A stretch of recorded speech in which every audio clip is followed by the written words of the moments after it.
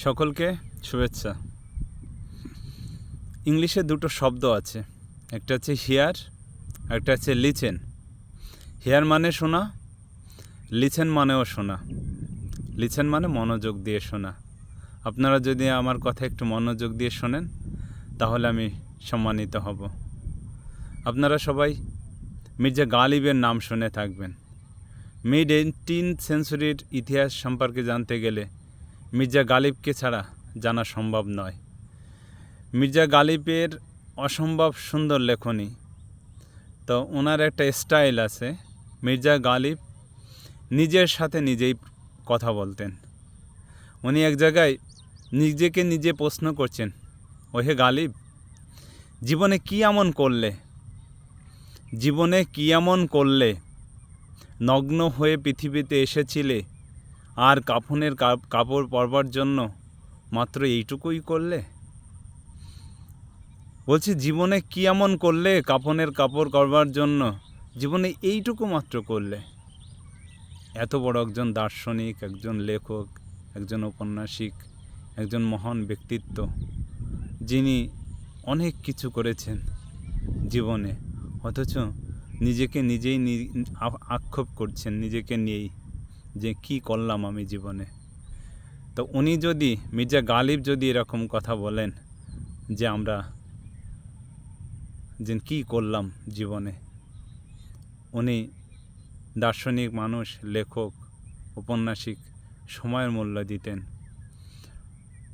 আর আমরা জীবনের সবথেকে যেটা সেরা যে সময়টা, সেই সময়টার আমরা কখনো মূল্য দিই না। হুসাইন বোল্টের নাম শুনে থাকবেন, যিনি অলিম্পিকে মাত্র 9 সেকেন্ড কত মিলি সেকেন্ডে যেন 100 মিটার দৌড় কমপ্লিট করেছিলেন। এবং হুসাইন বোল্টকে যখন সাংবাদিকরা প্রশ্ন করেছিলেন, তখন বলেছিলেন যে হুসাইন বোল্ট, আপনি মাত্র 9 সেকেন্ডে 100 মিটার কমপ্লিট করেছেন, এমন কি ব্যাপার, এই সম্পর্কে আপনি কি বলতে পারেন? তা উনি বলেছিলেন, আপনি শুধু 9 সেকেন্ডে আমার 100 মিটার কমপ্লিট দেখলেন, কিন্তু জীবনে আমি যে 9,000 কিলোমিটার দৌড়েছি, 9 লক্ষ কিলোমিটার দৌড়িয়েছি, সেটা আপনি হয়তো দেখেননি। কারণ জীবনে এইখানে আসতে গেলে আমাকে অনেক পরিশ্রম করতে হয়েছে, অনেক কষ্ট করতে হয়েছে। মাইকেল ফেল্পসের নাম শুনে থাকবেন আপনারা, আমেরিকান সাঁতারু, যিনি ব্যক্তিগত ইভেন্টে সবথেকে বেশি স্বর্ণ জিতেছিলেন এবং যেটা রেকর্ড হয়ে আছে অলিম্পিকে। তাকে একদিন প্রশ্ন করছেন সাংবাদিকরা, মিস্টার ফেল্পস, আজকে তো রবিবার, আজকে তো ছুটির দিন, তো আপনি তো বাসায় থেকে বিশ্রাম নিতে পারতেন, পরিবার নিয়ে ঘুরতে যেতে পারতেন, পরিবারকে সময় দিতে পারতেন, অথচ সেটা না করে আপনি সাঁতার কাটছেন কেন বলুন তো?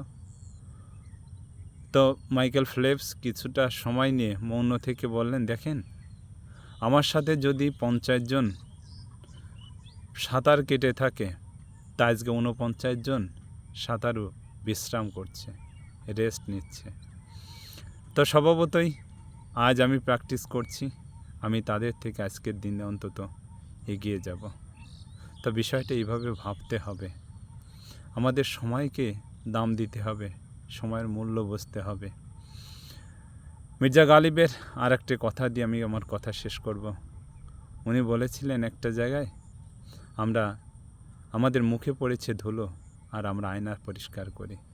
আসলে তাই, আমাদের যেটা করবার দরকার সেটা আমরা করি না, কিন্তু যেটা করবার দরকার নেই আমরা সেটাই করি। ধন্যবাদ সকলকে।